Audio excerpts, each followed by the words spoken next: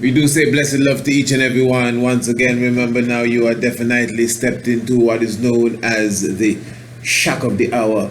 A wonderful and blessed evening again to you. This is Radio Anu, radioanu.com, the international flavor, the universal spice. And as I say, this evening we're going to go into a very interesting subject. We're asking a question: God and the devil. Is God and the devil the same? Now, first of all, especially if we're going to put this little episode on YouTube, for we do that from time to time. If this is on the YouTube, I'm asking, please don't thumbs down my video. At least wait until you hear what the discussion is about, and then you can do what you think you've got to do. Some people, they just go haywire because of a subject, and they think, oh, you're blaspheming and sacrilegious, and it's not me, yo. In fact, anybody that thinks like that, they're usually confined to a specific, train of thought and specific books and specific manuscripts. And I'm going to show you that it is these same manuscripts that brought up this question. If God and devil is the same, Now, as I said, I know the more I say that, for some it's like an arrow to the heart. Like, oh, please don't say that. No, don't say it. I can understand how you feel, but all right. Before we go too off and lose our mind, let us address the subject. And directly addressing the subject one time, then I think we would be a bit more on a level to express ourselves properly. Good. Now, we have brought this up before in, I think, when we were doing the symbolic writings. The story in the Bible that speaks of David numbering the children of Israel, and Judah, if you want to add in all of that.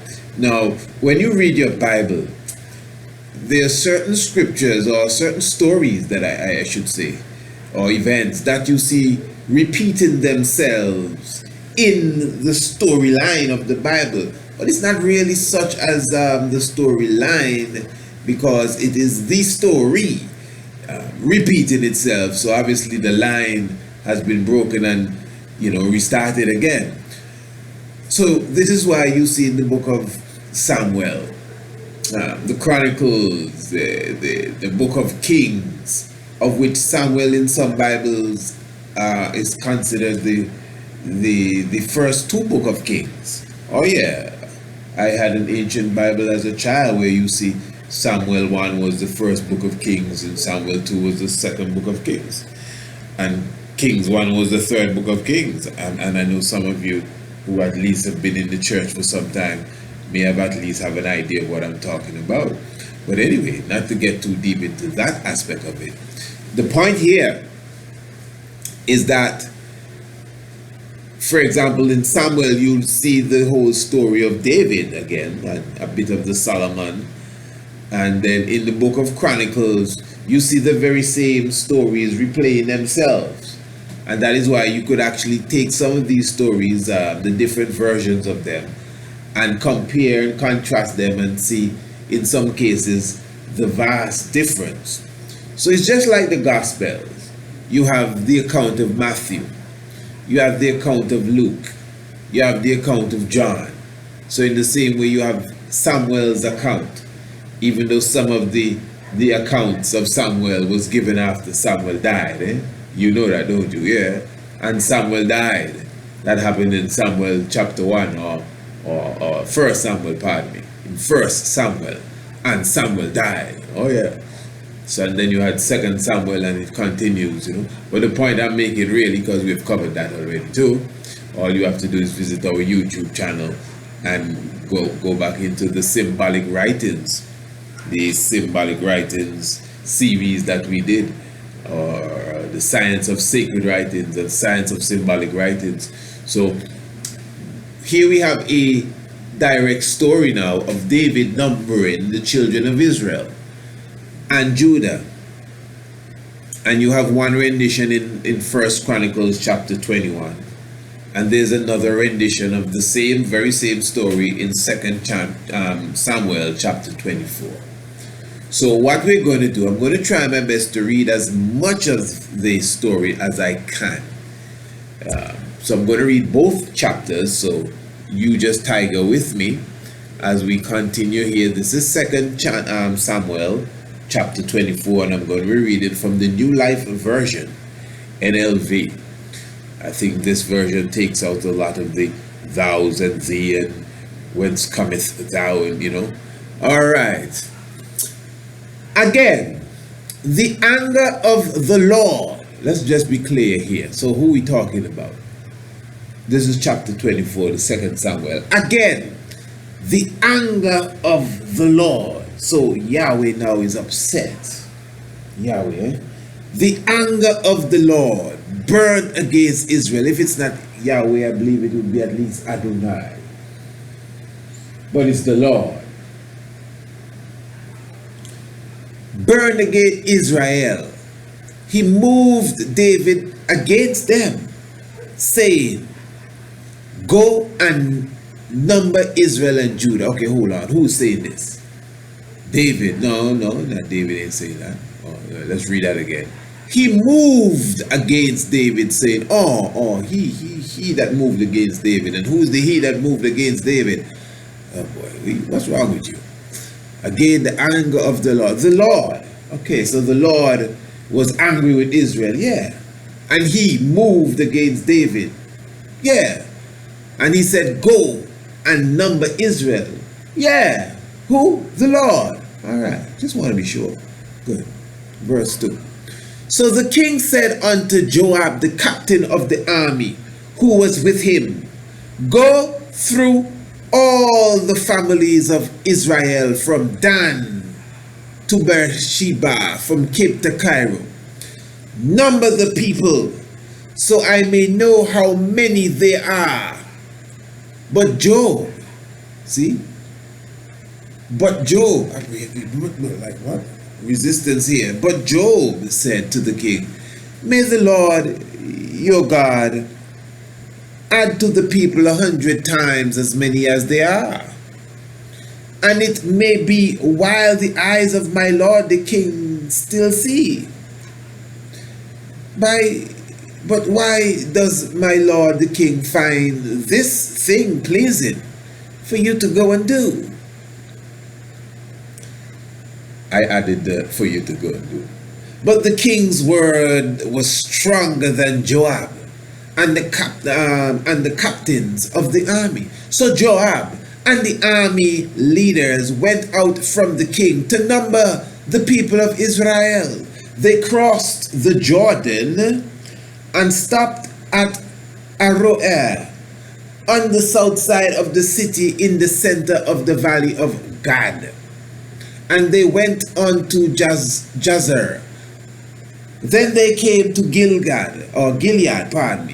and the land of Tatimo Hodeshi. Then came to Danjan and around to Sidon. They came to the strong place of Tyre, and to all the cities of the Hivites and the Canaanites. And they went out to the south of Judah, to Beersheba. When they had gone through the land, they came to Jerusalem. They had traveled 9 months and 20 days. And Job gave the number of the people to the king, that's King David. There were 800,000 strong men in Israel who used the sword, and 500,000 men in Judah. Okay, verse 10. David's heart troubled him after he had numbered the people. So he said to the Lord, I have sinned. To the Lord he talking now, the same to the Lord. Remember, it is the Lord who was angry with Israel.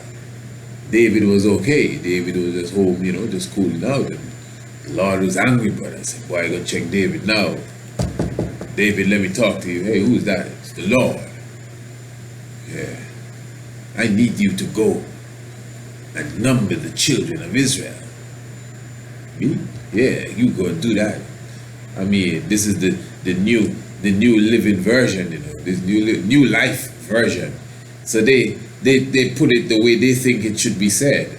In the other versions, I guess you'll be hearing, and thou shalt go, and thou shalt go, and thou and thee, and whence cometh weather. So they change it. So I'm just modifying it to our language, and that's exactly what it says. God was upset with Israel, and he go and check David. He moved David against them. So I mean, you have to check him to move him. And he said, go and number Israel and Judah. That's all. And David did what he said when he moved against him. Am I wrong? Am I lying? I don't think so. Good. So what happened in verse 10 now? David's heart troubled him after he had numbered the people. So he said to the Lord, I have sinned, but now I beg you, O Lord, take away the sin of your servant.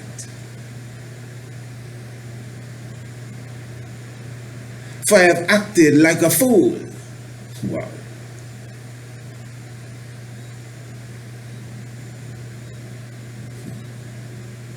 When David got up in the morning, the word of the Lord came to God. Let's just comprehend all of this. David is saying that he acted like a fool. In other words, what he did, the actions that he took, he should not have taken these actions according to what he's expressing there. But as I said, if we're to read this and just follow it from what we're reading. I know everyone has their reasons, but from what we're reading, he was told to do this by the Lord. And it is the Lord that he's telling he acted like a fool. When David got up in the morning, the word of the Lord came to God, the one who spoke for God, the one who spoke for God to David. The Lord said, go and tell David now. This is what the Lord says. Oh yeah, careful. Anyway, I give you 3 things to choose from. Choose one of them, that I may do it to you. Tell you. So God came to David, J.D. came to David and told him and said, will you have 7 years without food in your land? Question. Or will you run through those who hate you, or will you run from those who hate you for 3 months while they come after you? That's another question. Or will there be disease in your land for 3 days? Now think about it. Decide what answer I should return to him who sent me. David said to J.D. God, I am in much trouble. Let us fall into the hand of the Lord, for his loving kindness is great. But do not let me fall into the hand of men. Okay. So the Lord sent a disease upon Israel from the morning until the time given, and 70,000 men died from Dan to Beersheba. The angel put out his hand to destroy Jerusalem, but the Lord had pity on them because of their trouble. He said to the angel who destroyed the people, it is enough, do no more. The angel of the Lord was by the grain floor of Arahunah, the Jebusite. When David saw the angel who was killing the people, he said to the Lord, see, it is I who have sinned. It is I who have done wrong. But these sheep, what have they done? I beg you, let your hand be against me and my father's family. Then God came to David and said, go up and build an altar to the Lord on the grain floor of Arahuna the Jebusite. So David went up at Gad's word, G-A-D, just as the Lord had told him. And Araunah looked and saw the king and his servants crossing over toward him. And he went out and put his face to the ground in front of the king. Araunah said, "Why has my lord the king come to his servant?" And David answered, "To buy the grain floor from you, to build an altar to the Lord. Then the disease may be kept away from the people."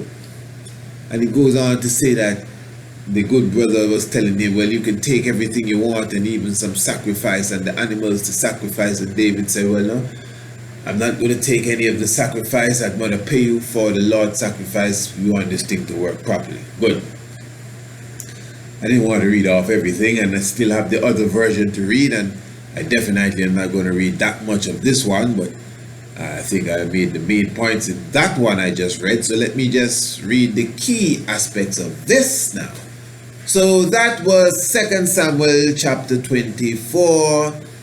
The Lord, was angry with Israel. You don't know, Israel always doing some foolishness, messing up.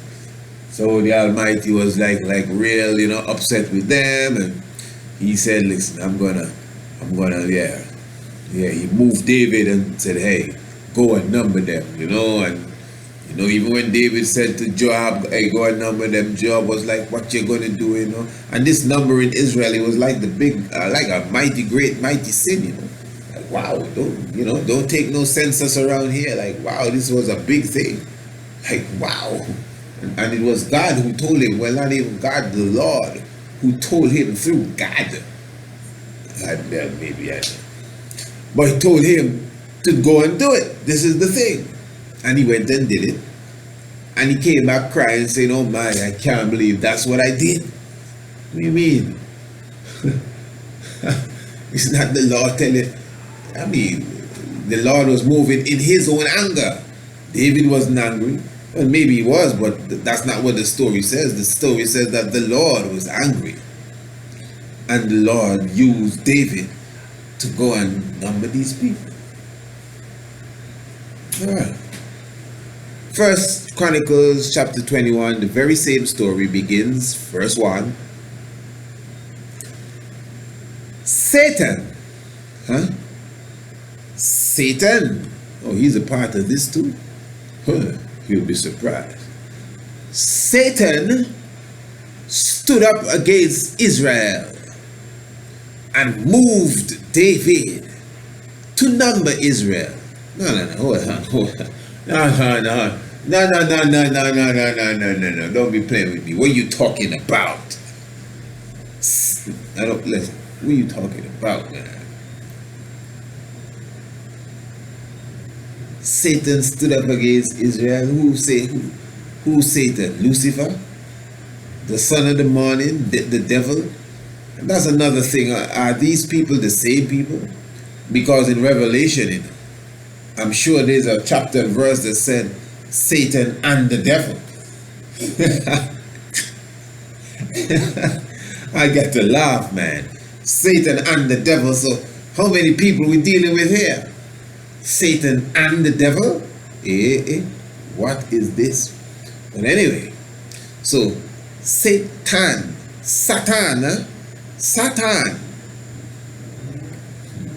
telling you, stood against Israel.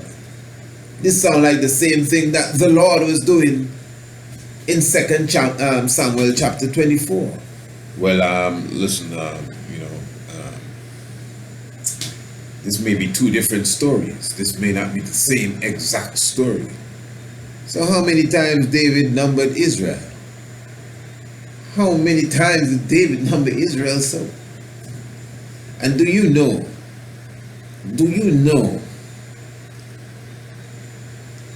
when they were recounting the life of David, they said David was a man so perfect in the eyes of the Lord, a man after his heart, an angel. They said David never did nothing wrong in the sight of the Lord, except the time when he numbered the people. No, that's not what they said. Except the time when he sent Uriah to the battle to get killed and he take his wife. That's the only time that the Lord was upset with him. So what about this? When he numbered the people, according to what we just read in Samuel, we don't even read this yet, but in Samuel, the Lord was upset with the Lord killed 70,000 people because David numbered the people. This is serious. This is like law, like some sort of jurisprudence, like there's a law. That's how the world runs, and law and jurisprudence. Police don't just lock you up because they don't like you, Well, let me be careful with that, because that does happen. But I mean in the sense that yeah, they do that, don't they? Yeah, they do. But I mean on the next level, what the point I was making is that they move on the law. Some of them literally tell you, well, brother, that's the law. I mean, you and your brothers need to come together and try to change the law, but once the law is on the books, we got to do this. Some police even go to the Senate and to the government and say, hey, man, you need to change this law because we can't do nothing unless this law is changed. Jurisprudence. The reason why I'm saying that, it may sound strange to some, especially to the religious, especially to the dogmatic, but I know to those who deal with the metaphysics, those who deal with the esoteric, and I know this word may blow your mind, but even those who deal with the occult, which really doesn't mean Satanism. And in fact, those of you who are really religious, you got to explain this to me if you're talking about Satanism. Occult just means the unknown, really. Basically, the unknown science. But those who deal with the deeper science knows when it comes to law. Remember, according to Samuel, the Lord was vexed with Israel, like he wanted Israel something. He need to kill about 70,000 people in Israel. But maybe according to the law set down, he just can't do it. So he tell David to go and number them. Now, David numbering them was apparently just against the law. And if David did that, there were certain stipulations that will happen, certain consequences that will follow, because we're dealing with law. We're dealing with jurisprudence. We're dealing with, action and reaction and circumstances and punishment, etc. So now, when David did what was not to be done, the door was open for the Lord to react and kill about 70,000 people. But before David even did that, they done sure that he was upset. He done vexed with Israel. He wanted to do Israel something, And you may take that the wrong way. Again, because they're religiously too locked up. But if you would put the religion down for a moment and try to explain this. Satan stood against Israel. How he get there?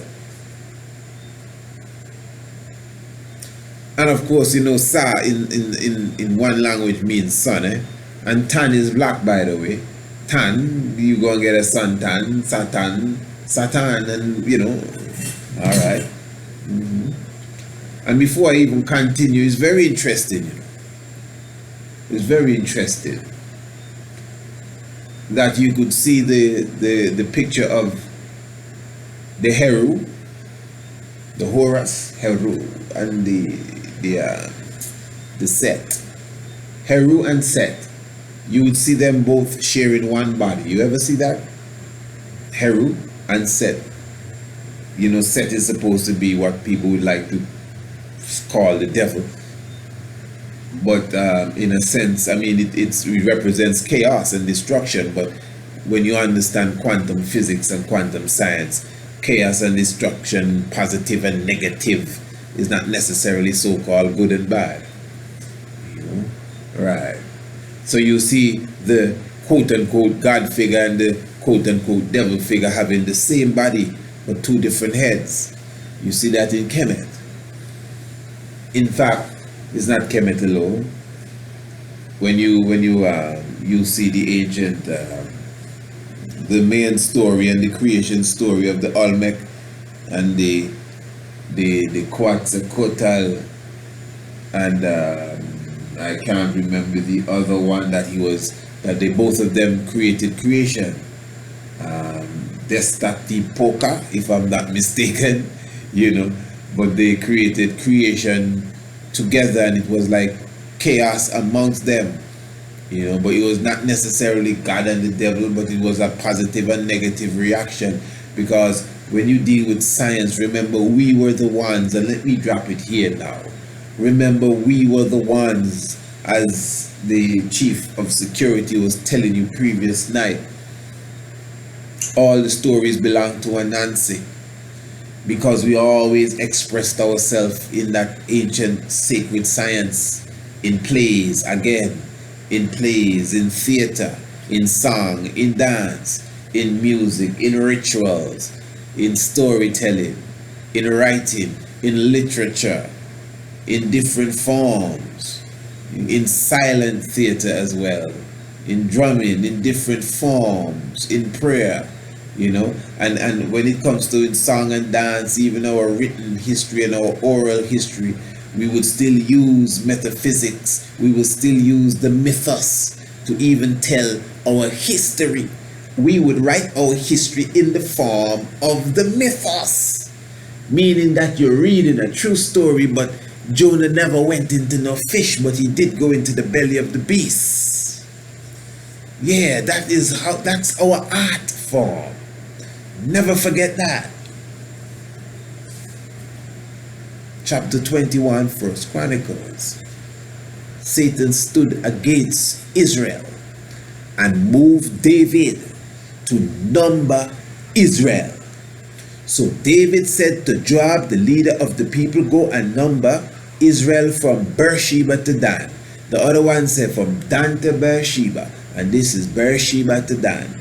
Then let me know how many people there are. And Job said the very same thing as the book of Samuel, 2 Samuel 24. May the Lord add to his people 100 times as many as they are. But my Lord the king, as they are they not all my Lord's servant? Why does my Lord want this thing done? Same thing he said. Why should he bring guilt upon Israel? Same thing he said. But the king's word was stronger than Job. The same thing that was said in the book of Samuel. So obviously the point that I'm making here, that it is the exact and same story that is taking place here. All right. Now, when we observe this now, this is very, very deep. So Job left and went throughout all Israel and returned to Jerusalem, and he gave the number to of the people to David. There are 1 million. We didn't hit million in the other chapter. 1,100,000 men in all Israel who use the sword, and there are 70,000 men in Judah who use the sword. Now the other chapter said that there were 800,000 men of Israel, not 1 million men, 800,000 men. So this one, 1,100,000, has 300,000 more men. Good. In the book of Samuel, they had 500,000 men for Judah. But now in the book of Chronicles, they have 470,000 men for Judah. They were short 3,000 men. They were short 30,000 men. So, the count for Judah, when you compare the book of 1 Chronicles, chapter 21, with 2 Samuel, chapter 24, and you compare the count that Joab gave, the count again for Israel and the count for Judah. As you know, at that time the kingdoms were separated. The count for Israel is off by 300,000, and the count for Judah is off by 30,000. So there's a lacking of 330,000. There's a difference of 330,000 when you look at the count given in Chronicles and the count given in Samuel. 330,000. You don't play around with them numbers there. 33.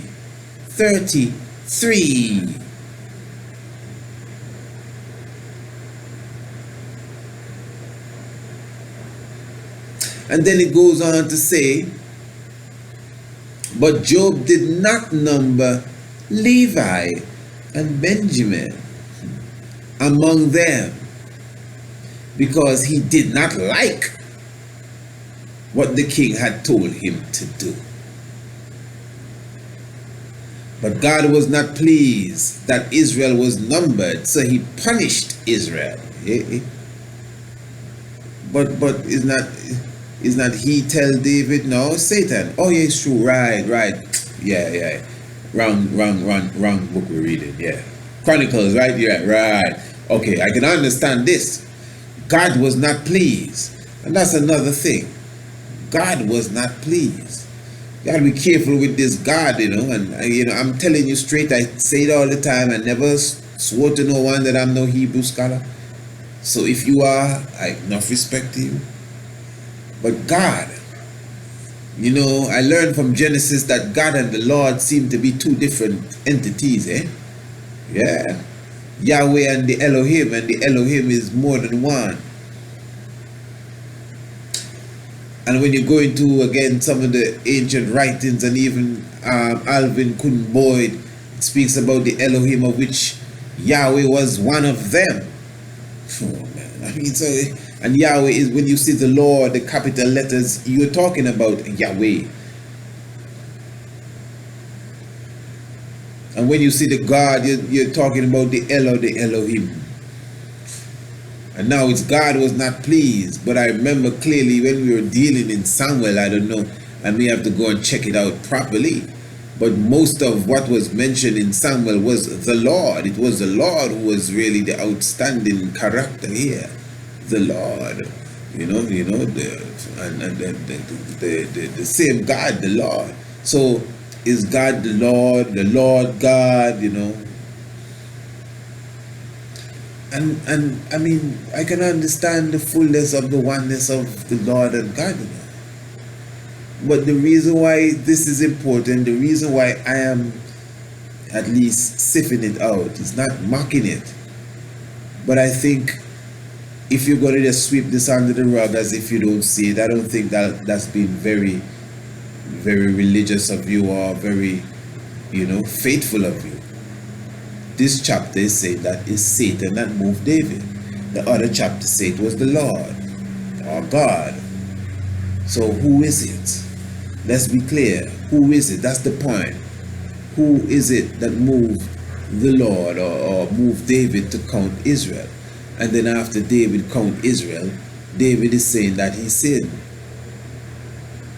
It says here, I have sinned very much by doing this thing. Now I beg you, take away the sin of your servant, for I have done a very foolish thing. Again, he used the word foolish. The Lord said unto Gad, David's man of God, go and tell David, this is what the Lord says.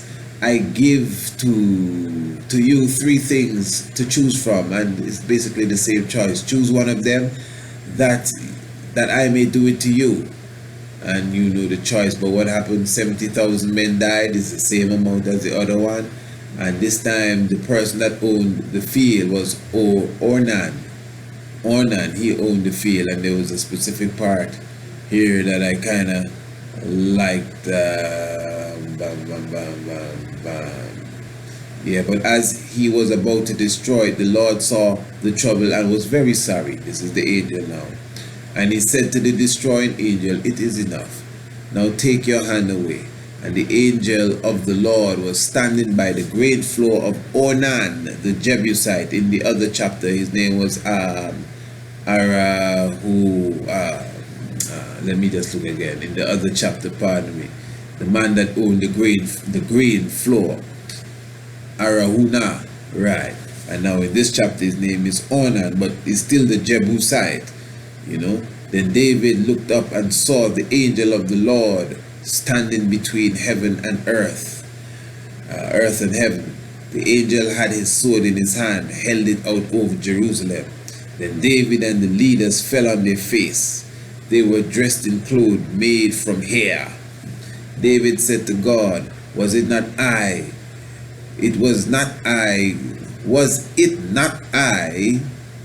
who said, that the people must be numbered. This is David talking now. I am the one who had sinned and done this very bad thing. But what have these sheep done? So it's basically, the same thing. And he was told to go and build an altar. And this is what happened now. Now, Onan was beating the grain. He turned and saw the angel, and his 4 sons hid themselves. Onan looked and saw David coming, so he went out from the grain floor to meet him and put his face to the ground, and the story goes the same. So his son ran away, his 4 sons. Okay, so basically what we're saying here is that it's obvious. This is my point. It's obvious.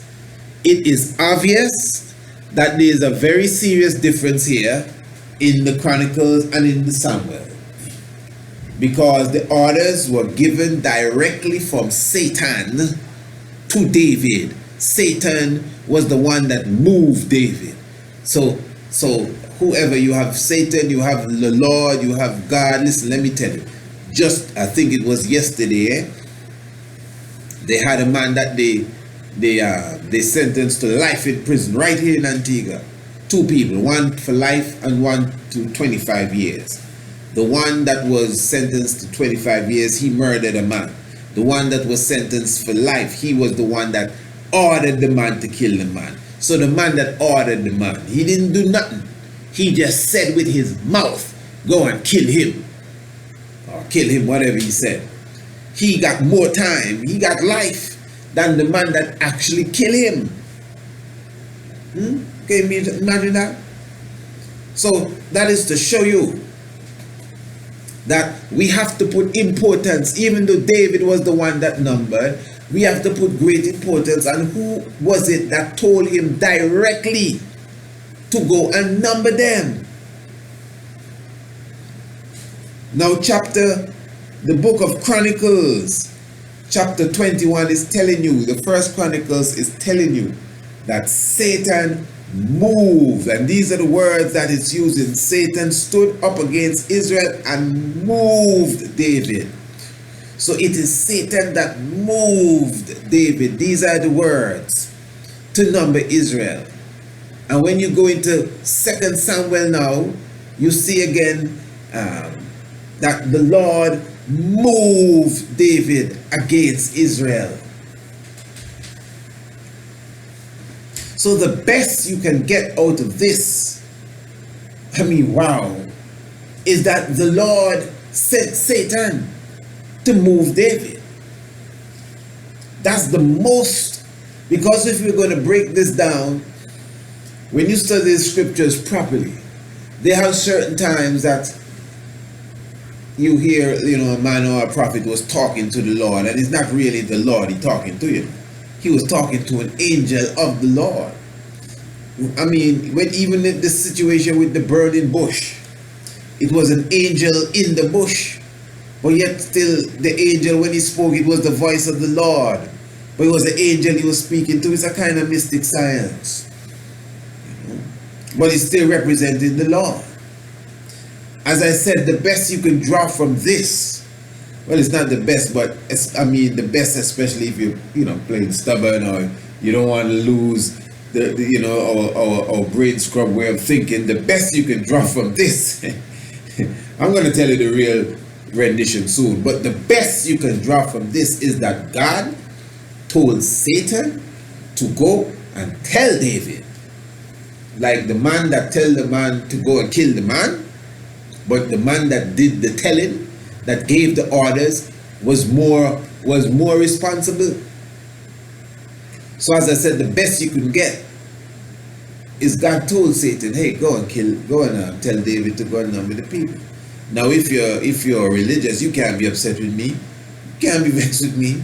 One scripture saying that Satan did it, and one says the Lord. So Satan can't be the Lord. Satan cannot be the Lord. So we got to figure this thing out. What's happening here? It's not impossible to believe that Satan and the Lord have some sort of agreement. No, I don't believe that. You don't believe that. Look in the book of Job. In the book of Job, it says and the Lord had a meeting with the gods. The gods gathered together in heaven to meet with the living eye. And Satan was there. You know what I mean? In heaven, like, welcome back. Long time no see. Last time you were here, we were kicking you out. Oh man, give me a break. Listen, so if we're supposed to move with that now, so Satan was in heaven with the Lord and the gods. How he get there? What he doing there? And so God said, but wait, where cometh from thou art, Rome? He said he was in Rome, or he was roaming to and fro throughout the earth, seeing who he could devour. So that's what you're up to, checking to see who you can devour. What a wicked man. You never came across Job. Oh yeah, I've seen him. Now, look at that. Now, not your Job under the bus now. Man, ask him nothing about Job. Have you considered my servant Job? Oh yeah, I've been watching him. I see you take good care of him, eh? Yeah man, you just take away the bling and let's see what happens. You curse it to your face. Yeah. All his woman would tell him to curse you too. Yeah. That's what happened. Job's wife told Job to curse the Lord. These things literally happen, So what I'm saying now, what kind of fire is this now? He's telling the devil, okay, go ahead, try your best. Hey, man, they nearly killed Job, Rusty. Hey, listen, Job, they say Job never lose faith or whatever, faithful as Job, brother. But, I'm not saying he wasn't faithful, but they have specific parts when he was crying out as if, to me it sounds like a one that lose, He was a time when he said like, man, I should have died on my birth bed. That sound real give up to me. I'm telling you. I know we're supposed to believe that Job has the most faith, but that sounds, give up to me that he should have, his birth should have been his death, his mother's womb should have been his grave, something like that. That's what Job said. That's what he said. Oh Lord, why hast thou forsaken me? That's what he said. His Majesty, Your Majesty, when you were in exile, did you at any time give up hope? Never. At any time. Yeah, that's what he said. Never. So, if we're going to be talking about who have the most faith, no disrespect to Job. I'm telling you straight. No disrespect to the Christ on the cross. But I'm telling you straight. I deal with Kadama with Haile Selassie. Alright, there you go. Yeah, them is my superhero. There you're talking about.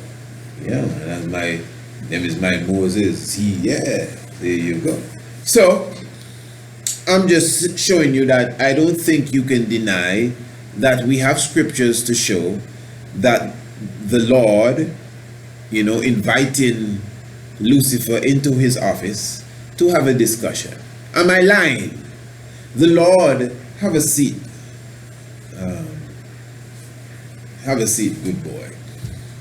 Are you playing the role of the prodigal, or you just come to cause trouble? Because that's his son, That's his right-hand man. Isn't that the way the story goes, that he kicked out the right-hand man?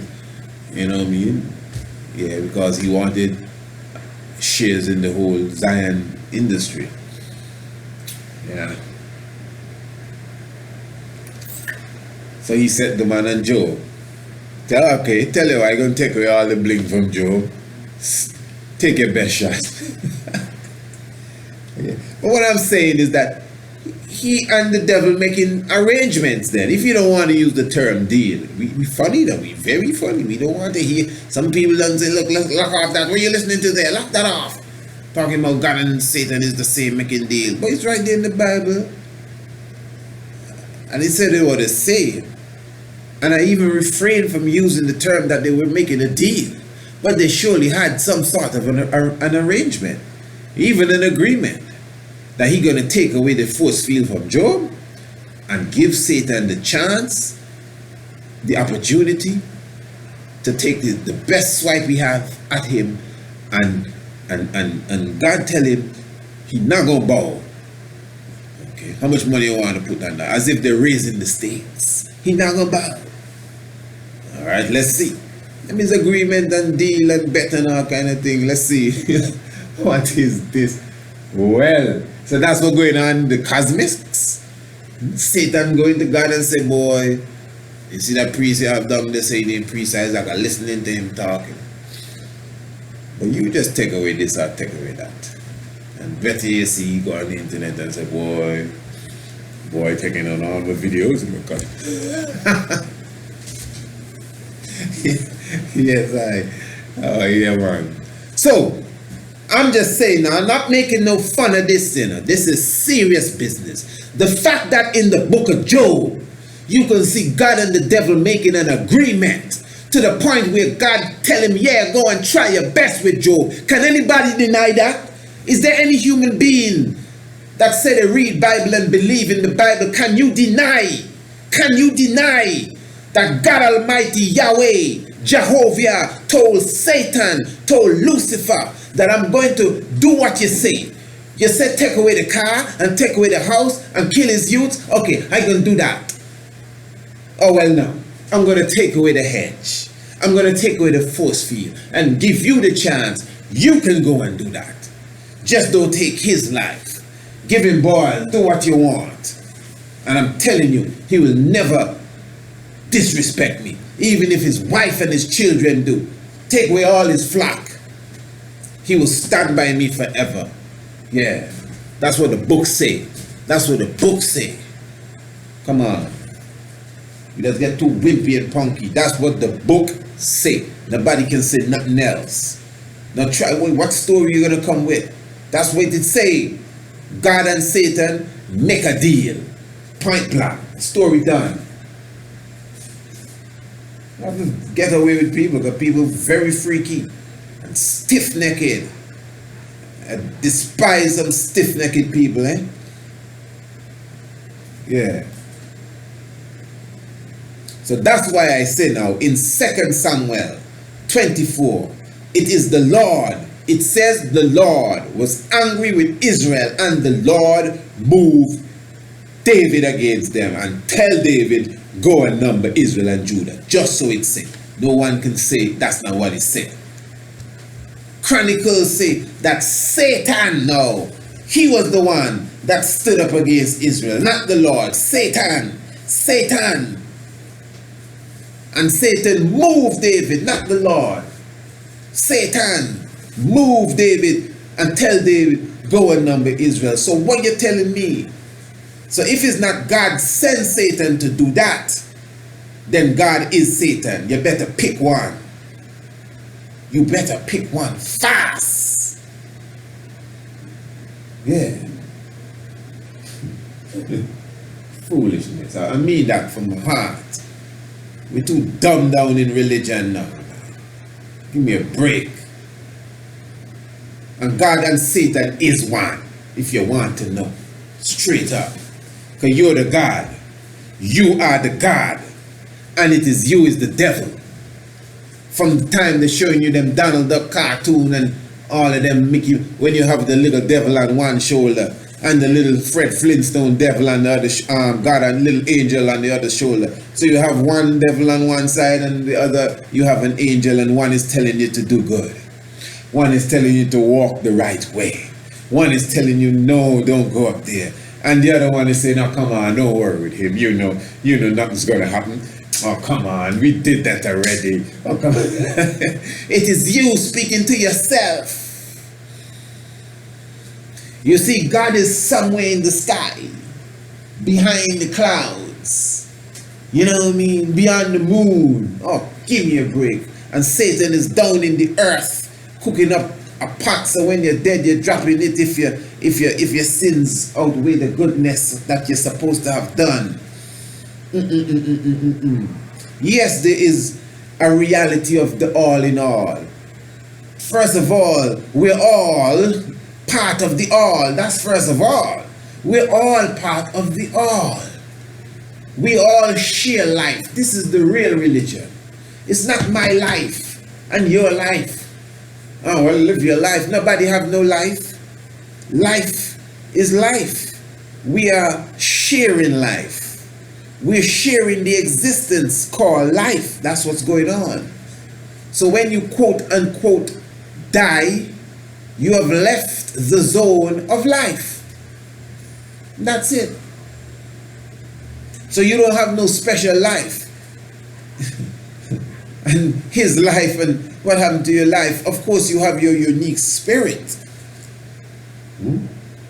And of course, you have your soul. And most of us, we can't even begin to explain what is a soul and a spirit, and how is the spirit the life source and connected to that which is life. Life is love. L-I-F-E, life.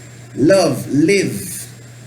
Lived, when you turn lived around, you get the same word devil, you know. Devil, turn around is lived. Evil, turn around is live. Evil.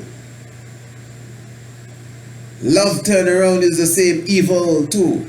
And then God with an O is good, and to be honest, the word ain't that good. That's why we're not afraid to say, boy, that song is bad.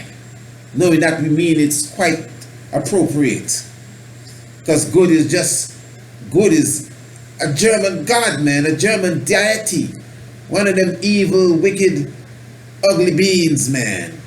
General Gut, Woden, one-eye cow horn wearing killer that we worshiping now, talking about praise God. Praise which God? Don't tell me nothing, don't touch me. Praise which God? If it's one thing, I ain't afraid to say nothing about no God in it, man. As I tell you all the time, for conversation's sake, I would do it. And I don't feel no way to do it, you know, God, okay, yeah, fair enough, whatever. But it's highly Selassie I deal with that. If you ain't with that now, so you don't like that, fair enough. So you vex with me and I ain't with no God? God? Woden?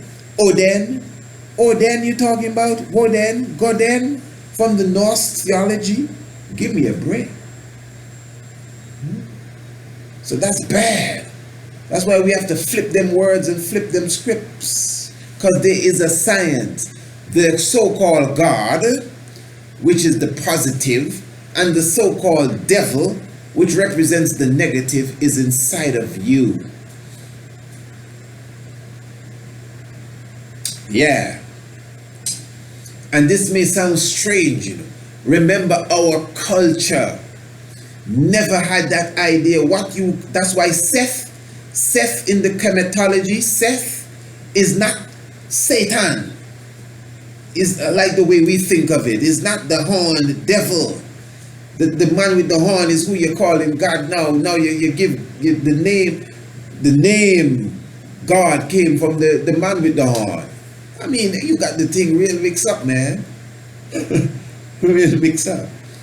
So the positive energy and the negative energy, we always typified them, whether it was in an animal form or in human form. You know, but with the introduction now of the European way of thinking, the European linear religious way of looking, these things just went to the extreme now. It's extreme philosophy we're dealing with now.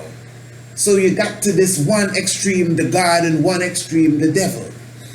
When we were dealing with a polar balance of positive and negative that exists in everything, but typified as chaos and creation. And really you need both. We never had no evil like that, what we call evil. Remember, man, we were dealing with the people. Just last night we had the program on how we civilized China.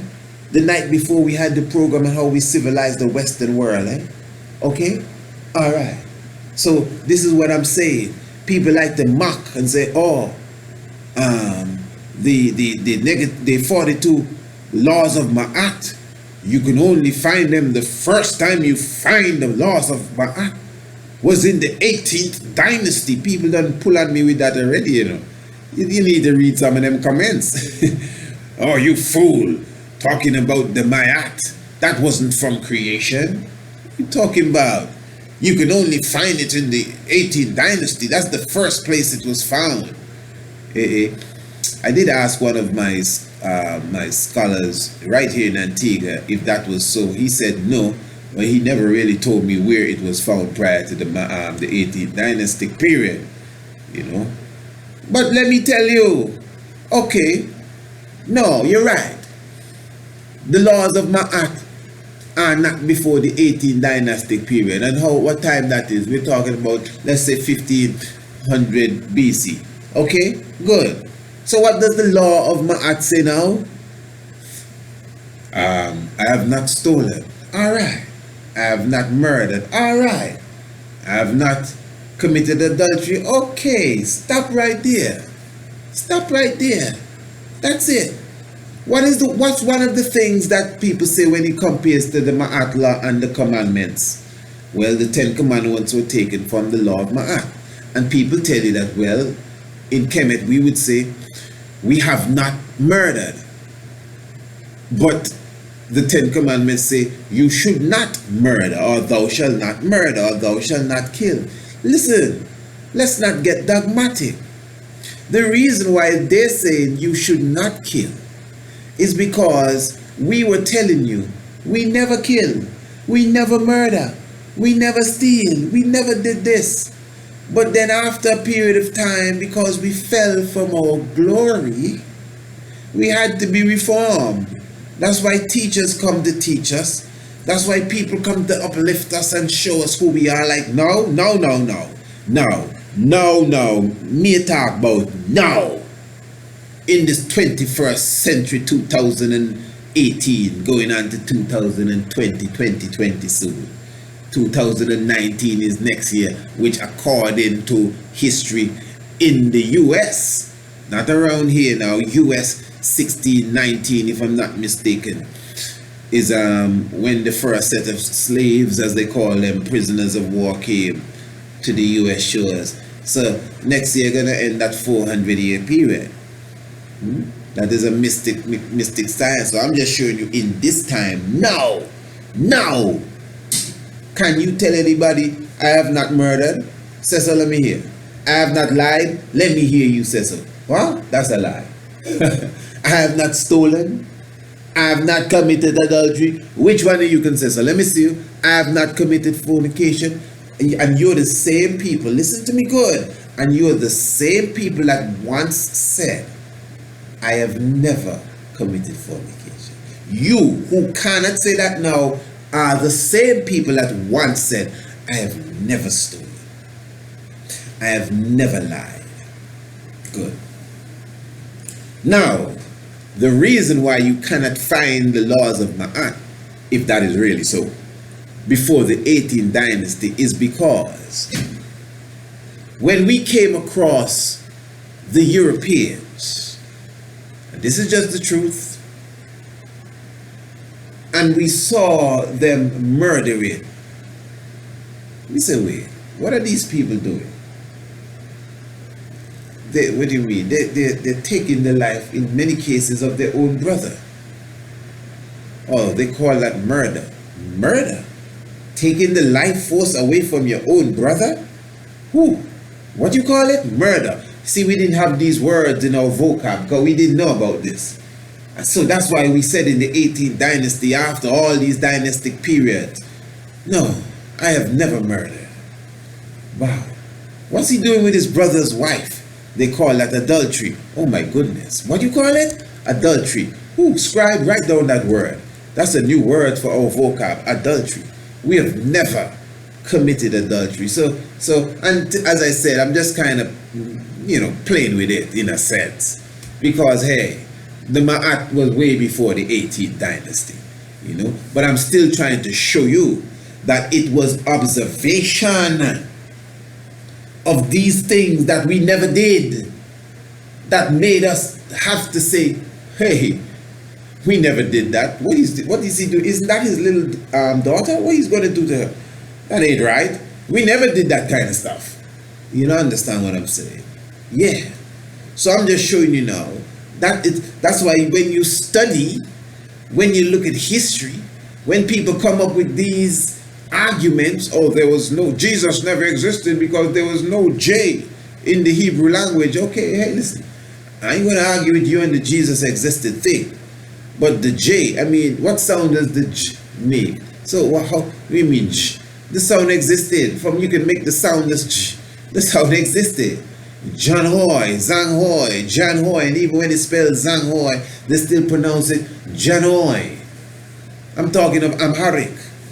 I don't know if there's no J in Hebrew, but I'm talking about an older language, straight up. John Hoy. So we got to be careful when we set our conversations and set our arguments properly. And I'm telling you, in our ancient science again, we always saw chaos. Chaos, from out of chaos came creation, you know, so the chaos would be typified as quote unquote the devil. You know, the creation, which is always quote unquote good, would be seen as the Lord and God. So it's chaos and creation, destruction. So that's why now in the Hindu tradition and in the we call it Vedic tradition and the even Buddhism and you know these ancient Far East tradition and our African tradition, you always have the god of destruction. And this god of destruction is the brother of the god of creation. The same Quetzalcoatl and the Despati-Copa, if I'm correct. One is the god of creation, one is the god of destruction. They're brothers. They are alright. They have no problem with one another. But when the conquistadors would come along now and they take this ancient tradition now and try to bring it into some barbaric understanding of quote unquote religion, one becomes God and one becomes the devil. You know, stick close to one and stay away from the other. When all of this was just a science of your own self. And when the other two gods came to create four gods on the four corners of the earth, it still has to do with you. It's sacred geometry. It's frequency. It's the speed of light all inside of you. This is the point I'm making. That frequency, that is why they asked Christ, you know, where is heaven? Where is the kingdom of heaven? He said the kingdom of heaven is inside of you. Inside of you. Listen what he tell Peter. Peter, you are the rock on which I will build my church. Me? Yeah. And anything you open in earth is open in heaven. And whatever you bind on earth is bind in heaven. You, Peter. Wow. Nah, man, master. I don't believe that. Get thee behind me, Satan. Look there. So 1 minute he's the church, next minute he's Satan. Satan, he kept telling him, get thee behind me, Satan, you know. What is this? Peter, you know. Peter, the rock, the one on which he shall build his church, not Paul, the one on which he shall build his church, Peter. And Peter just kind of feel like, wow, no man, I don't believe that. And then he turned to a Satan. So in a moment you can turn to a Satan. In a moment you can turn to a, for lack of a better term, a God. Yeah, this is what I'm saying. So when we deal with the ancient tradition, the good and the bad, the positive and the negative, the creation and the destructive force, which is life energy. That's what it really is. That's why we must learn to meditate. We must learn to breathe. You should never go to so-called sleep. You should never even sleep. You should not go to rest in the evening without taking at least 7 proper deep breaths, especially if it's not something you practice throughout the day. You know, deep breath, meditation before you rest. And meditation when you wake up, you should wake up at least by 4:30, the latest, 4 o'clock in the morning. Begin your day with proper meditation. Just to wake up early alone is you're miles ahead, man. Take it from me, you know. And it's important to get ample rest as well, you know. And even if you eat up a lot of cooked food, you should definitely try your best to get your natural herbs and blend them down and drink your life juice, your green juice. This is what it's all about. This is religion. You know, electric energy, sparking the God concept in you. You know, washing out negativity, detox yourself. Drink your single Bible and your Allahs and your Neem The same plant you saw drop from the heavens there. Your periwinkle, detoxify yourself, cleanse yourself, purify yourself from evil thoughts and all of these different things. That's what it's all about. So yes, my brothers and sisters, this is why, again, even in our writings, there's a science. So religion, when you're really religious, you gotta come good to explain these chapters and verses. When one chapter is telling you the Lord, clearly telling you the Lord vexed with Israel and the Lord moved David, and then the next chapter telling you, well, it was Satan, give his name to Satan, that stood against Israel, and he is the one that moved David. And the outcome was the same. David sinned. David was the one. Nobody troubled him. He go back and say, I can't believe this is what I did. But is the Lord tell you so? No, it was Satan. But look, the book said the Lord. Well, this one says Satan. Well, maybe it's the Lord sent Satan then. No, that can't be. But look, he do it in Job.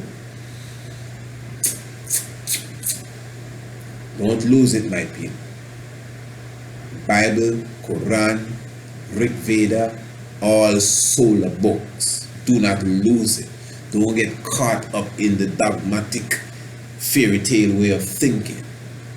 These are powerful books with powerful life lessons, with powerful information to build your spirit and to build your soul. No matter what they say about Bible, brother, the Bible is a mighty manuscript, I'm telling you, but you gotta know how to handle that properly. Yeah. Without dogmatic religion. Holy Emmanuel I, Selassie I, Jah Rastafari. Give thanks, my brothers and sisters, for your presence with us. And of course, this is a program. Oh, before I said what about this program, remember tomorrow evening, don't go nowhere. Tomorrow evening, what we're going to be talking about tomorrow evening? We're going to be talking about why Haile Selassie don't have locks and the Rasta man have locks. And let me just inform you now, this is the best time for you to subscribe to the Mystic Vibration. Those who have not subscribed as yet to the Mystic Vibration monthly program, I'm definitely inviting you to become a subscriber. All it takes you is just $50 per month, and you get this program, you get tomorrow's program, you get the program, next program, and all the programs come straight to you, not by mail, by email, in your inbox. The postman ain't gotta come, you ain't gotta go for it. It's just going to be right there on your laptop, in your phone, whatever it is. You open it and you play it, and you got it there. Put it in your cloud, put it in your archives, leave it for the next generation to come and listen to the Mystic Vibration. I think it's obvious that the information that we kick and the inspiration is valid, and there's a value to it as well, and you should value it. I'm telling you straight, you should value the information that you're getting here, because we value you, we value your time with us, we value the fact that you're even paying attention to this, because it's something that we know will be, very important to the planet in general. So subscribe, give me a call, area code 12687283162. WhatsApp me, send me the email, priestisaac27@gmail.com, and say, priest, I definitely like to subscribe, to the Mystic Vibration monthly program. Definitely, I'd like to patronize, so I can even be a part and partner with you to support such works as keeping Radio Anu active. That's what it's all about. And of course, for your own self, gathering this priceless information that we can keep for generations to come. So tomorrow evening now, we'll be touching upon that question that a few people have been asking. And it's more than just answering this is why and moving on. We're going to take our time to break it down a bit deeper than maybe just what we may think we're getting at the surface. Yeah, so definitely give thanks for your presence with us. And what we're going to do now, a lot of ones was asking about that documentary on the cannabis. The documentary on the cannabis that was being portrayed earlier before the Mystic Vibration. And since I've been speaking, I've been getting WhatsApp saying we'd like to hear that documentary again. I must say it was very, very interesting. And what we're going to do after this program right now, don't go anywhere if you have not heard that documentary. I'm talking about some mystic information when it comes to the origin of the cannabis. It's something similar to what we were speaking about even previous night when we were going into the whole aspect of how the blacks, the original people from India and Iran went into the Yellow River and started agriculture, and they even cultivated the gang, also known as the ma, which is the cannabis, the marijuana. We spoke about that previous night, and giving you the history of that. So even this documentary touches a bit upon that. A very interesting documentary, and I think you're going to definitely full enjoy it. So don't go anywhere. And even if, my brothers and sisters, remember this is Radio Anu. You can visit Radio Anu any time of the day. You at work, you at play, put it on and let your brethren and your sisterins hear it.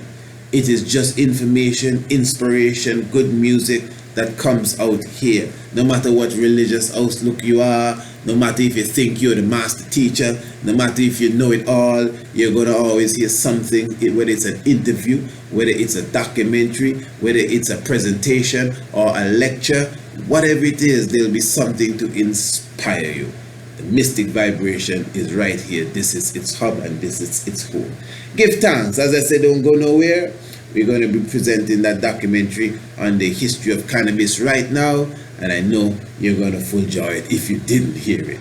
Blessed love continually in all doings and sayings. Give thanks.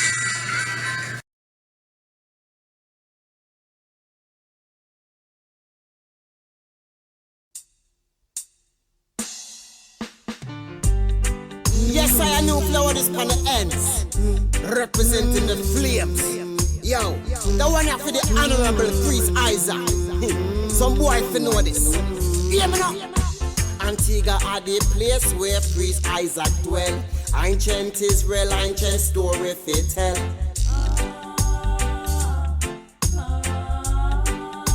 Yes, yes, up a lalibela where the monk them a dwell. With them mescal, them a broke evil spell.